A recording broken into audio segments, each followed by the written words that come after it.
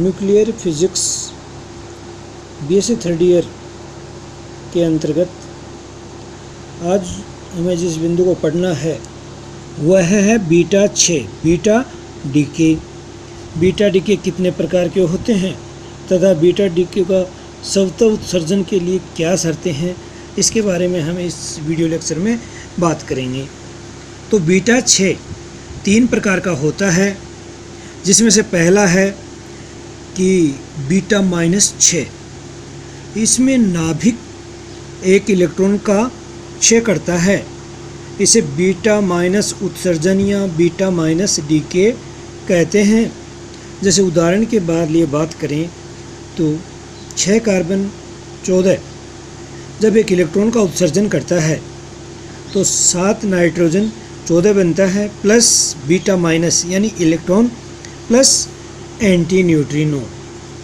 ये जो कण है इसका विराम द्रव्यमान 0 माना गया है। द्वितीय प्रकार का जो बीटा डीके है वो है पॉजिट्रॉन डीके। तो नाभिक एक पॉजिट्रॉन उत्सर्जित करता है, बीटा प्लस या ई प्लस कण उत्सर्जित करता है। इसे बीटा प्लस 6 कहते हैं, बीटा प्लस डीके कहते हैं। जैसे 11 सोडियम 22 जब एक पॉजिट्रॉन का उत्सर्जन करता है, साथ में न्यूट्रिनो का उत्सर्जन करता है, तो जो डॉटर न्यूक्लियाई बनता है वो 10 नियॉन 22 बनता है। इसी प्रकार जब नाभिक अपने कक्षीय इलेक्ट्रॉन का परिग्रहण कर लेता है, जैसे 25 मैग्नीज 54 जब पास वाली कक्षा का इलेक्ट्रॉन को ऑब्जॉर्व कर लेता है तो 24 क्रोमियम 54 बनता है तथा न्यूट्रिनो है वो उत्सर्जित होता है। इन तीनों प्रकार के क्षयों में एक खास सामंजस्य है कि इन डीकेज से, इन क्षयों से संभारिक रूपांतरण होता है। इसे संभारिक रूपांतरण भी कहते हैं क्योंकि जो डॉटर न्यूक्लियाई बनते हैं वो पेरेंटल न्यूक्लियाई के संभारिक होते हैं। उनकी द्रव्यमान संख्या है वो समान होती है, क्योंकि इनमें द्रव्यमान में जो परिवर्तन है वो नगण्य होता है। अतः बीटा -6 में एक न्यूट्रॉन एक प्रोटॉन में रूपांतरित होता है तथा इलेक्ट्रॉन परिग्रहण या बीटा प्लस में एक प्रोटॉन एक न्यूट्रॉन में बदलता है, प्रोटॉन से न्यूट्रॉन बनता है। अब बीटा माइनस कण के स्वतः उत्सर्जन के लिए क्या अनिवार्य शर्तें हैं। तो जैसे हम बीटा -6 की किसी रिएक्शन की बात करें तो ZXA बीटा -6 हो रहा है तो Z+1YA ये पेरेंटल न्यूक्लियाई है और ये Y है ये डॉटर न्यूक्लियाई है, प्लस एक इलेक्ट्रॉन का उत्सर्जन हो रहा है प्लस एंटी न्यूट्रिनो का उत्सर्जन हो रहा है। तो माना प्रारंभिक नाभिक का द्रव्यमान mx, व्युत्पन्न नाभिक का द्रव्यमान my तथा बीटा माइनस कण का द्रव्यमान अर्थात इलेक्ट्रॉन का द्रव्यमान me है। तो माना 6 से पूर्व नाभिक अक्ष विरामावस्था में था, जो अक्ष न्यूक्लियाई है वो रेस्ट पोजीशन पे था, तथा माना व्युत्पन्न नाभिक तथा बीटा माइनस कण की गतिज ऊर्जाएं क्रमशः ky तथा ke हैं। अतः ऊर्जा संरक्षण के नियम से mx(c² विराम द्रव्यमान ऊर्जा पेरेंटल न्यूक्लियाई की, तो mx(c² बराबर my(c² plus ky plus me(c² plus ke। Daughter nuclei की कुल ऊर्जा, इलेक्ट्रॉन की कुल ऊर्जा, जिसमें ये विरामावस्था ऊर्जा है तथा ये भी विरामावस्था ऊर्जा है। अतः ky प्लस ke अर्थात q मान, गतिज ऊर्जा में जो चेंज है वो q मान वैल्यू होती है, तो q मान बराबर mx minus my minus me into c²। चूँकि चौथा विघटन के लिए अनिवार्य शर्त है कि Q का मान धनात्मक होना चाहिए। Q का मान धनात्मक तभी होगा जब mx की वैल्यू my प्लस me से अधिक होगी, अर्थात mx greater than my plus me then Q is positive. यदि Z परमाणु क्रमांक वाला नाभिक बीटा -6 के पश्चात Z+1 परमाणु क्रमांक वाले नाभिक में विघटित होता है तो mz बराबर mx plus me into z, mz+1 बराबर my plus me into z+1, अतः mx बराबर mz minus me into z तथा my बराबर mz+1 minus me into z+1। जब ये मान ऊपर दिए गए समीकरण 1 में रखते हैं तो बीटा -6 के लिए जो Q वैल्यू आती है वो आती है Q बराबर mz minus mz+1 into c²। Next हमारा जो पॉइंट है वो है बीटा प्लस कण के लिए स्वतः उत्सर्जन की क्या शर्तें हैं।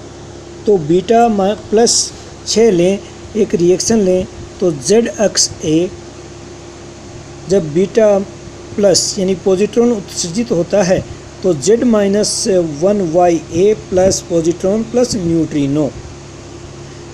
यहाँ प्रोटॉन जब न्यूट्रॉन में चेंज होता है तथा पॉजिट्रॉन तथा न्यूट्रिनो उत्सर्जित करता है तो ये रिएक्शन बीटा प्लस उत्सर्जन है।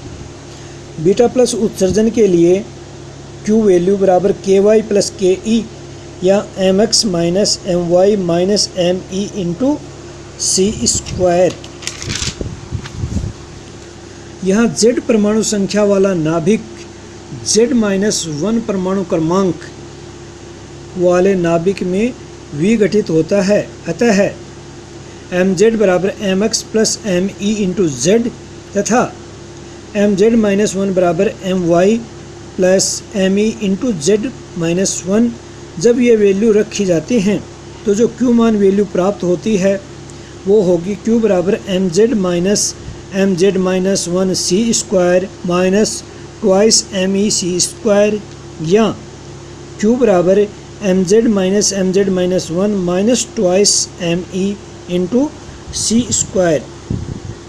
बीटा 6 के लिए Q की वैल्यू धनात्मक होनी चाहिए, अतः किसी परमाणु में बीटा +6 केवल उसी अवस्था में संभव है जब मूल नाभिक का विरामांत द्रव्यमान व्युत्पन्न नाभिक के विराम द्रव्यमान तथा इलेक्ट्रॉन के द्रव्यमान के 2 गुना से मिलकर बनने वाली राशि से भी अधिक हो।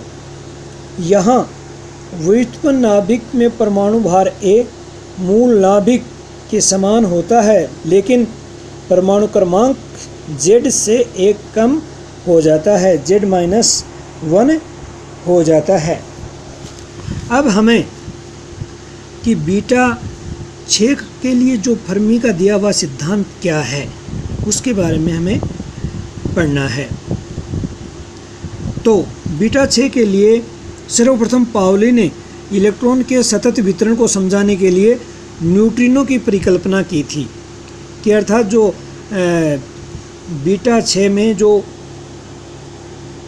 सतत ऊर्जा प्राप्त होती है उसके लिए एक कण होना चाहिए। उस कण को उन्होंने न्यूट्रिनो नाम दिया था। केवल तीसरे कण के उत्सर्जन से संवेग तथा ऊर्जा संरक्षण को समझाया जा सकता है। सन 1934 में एनरिको फर्मी ने न्यूट्रिनो को एक आवेश रहित तथा द्रव्यमान रहित, अर्थात जिस कण का आवेश तथा द्रव्यमान दोनों शून्य हों, मानते हुए एक सिद्धांत प्रतिपादित किया था। तो फर्मी सिद्धांत के अनुसार बीटा -6 नाभिक इलेक्ट्रॉन तथा न्यूट्रिनो के मध्य होने वाली अन्योन्य क्रिया का परिणाम है। यह अन्योन्य क्रिया दुर्बल अन्योन्य क्रिया कहलाती है। जिस अन्योन्य क्रिया में न्यूट्रिनो उत्पन्न होता है वो अन्योन्य क्रिया दुर्बल अन्योन्य क्रिया कहलाती है। तो फर्मी सिद्धांत को समझाने के लिए फर्मी ने डिराक के टाइम डिपेंडेंट परटर्बेशन थ्योरी, कालाश्रित क्षोभ सिद्धांत। टाइम डिपेंडेंट परटर्बेशन थ्योरी को काम में लिया, जिसके अनुसार किसी प्रारंभिक अवस्था I से अंतिम अवस्था F में पारगमन की दर जिस सूत्र से दी जाती है उसे फर्मी का गोल्डन रूल कहते हैं। फर्मी सौवर्ण या गोल्डन रूल कहलाते हैं। तो जो प्रायिकता W बराबर 2π/h क्रॉस डिटर्मिनेंट MIF का स्क्वायर रो ऑफ E, यहाँ MIF को परटर्बेशन इंटरकरेक्शन के लिए अवयव मैट्रिक्स एलिमेंट कहते हैं, जो I अवस्था से F अवस्था में जाने की प्रायिकता को निरूपित करता है, तथा MIF बराबर integration psi f star h psi i into D tau. यहाँ पर psi f है वो अंतिम अवस्था में तरंग फलन है, और ये होगा psi r psi e और psi न्यू, यानी डॉटर न्यूक्लियाई के लिए, इलेक्ट्रॉन के लिए तथा न्यूट्रिनो के लिए जो तरंग फलन है उनका कॉम्प्लेक्स तरंग फलन है, तथा psi i प्रारंभिक अवस्था में तरंग फलन है, रो ऑफ E अंतिम अवस्था का घनत्व है। तो फर्मी के अनुसार प्रारंभिक अवस्था में हमारे पास केवल एक नाभिक है, लेकिन अंतिम अवस्था में एक नया नाभिक डॉटर न्यूक्लियाई है, एक उत्सर्जित इलेक्ट्रॉन है बीटा माइनस कण, तथा एक एंटी न्यूट्रिनो है, अर्थात MAZ बराबर YAZ plus minus 1। Beta minus तथा बीटा प्लस को हम एक ही समीकरण से लिख रहे हैं, तो न्यू के न्यू बार नहीं लगा रहे, वो प्लस माइनस से डिसाइड हो जाएगा। तो YAZ plus minus 1 plus E plus new, जब E माइनस आएगा तो न्यू बार आएगा, तथा जब E पॉजिटिव आएगा तो न्यू के बार नहीं लगेगा। यहाँ यहाँ तो बीटा माइनस 1 यानी इलेक्ट्रॉन है, या फिर बीटा प्लस पॉजिट्रॉन है, जबकि न्यूट्रिनो अर्थात एंटी न्यूट्रिनो प्रति न्यूट्रिनो न्यू बार को निरूपित करेगा। चूँकि किसी कण का उत्सर्जन उसी कण के प्रतिकरण के परिग्रहण के समान होता है, अतः XAZ plus nu equal to YAZ plus minus 1 plus electron. उपरोक्त में PE संवेग वाले इलेक्ट्रॉन के उत्सर्जन की प्रायिकता ज्ञात करने पर जो फर्मी गोल्डन रूल है उससे जो प्रायिकता ज्ञात की जाती है वो प्रायिकता होगी P ऑफ PE बराबर constant FZ EE into E0 minus EE का स्क्वायर PE का स्क्वायर DPE प्राप्त होता है। यहाँ FZEE क्लोम संशोधन को निरूपित करता है, तथा बीटा 6 में संवेग के मान को समझाता है। उपरोक्त संबंध से संवेग के सतत वितरण को भी समझाया जा सकता है, क्योंकि ये जो नियम है ये वितरण नियम है, और इस वितरण के नियम के द्वारा बीटा 6 का जो ऊर्जा का संवेग का जो सतत वितरण है उसको समझा जा सकता है, तथा ये जो सूत्र है ये फर्मी गोल्डन रूल कहलाता है।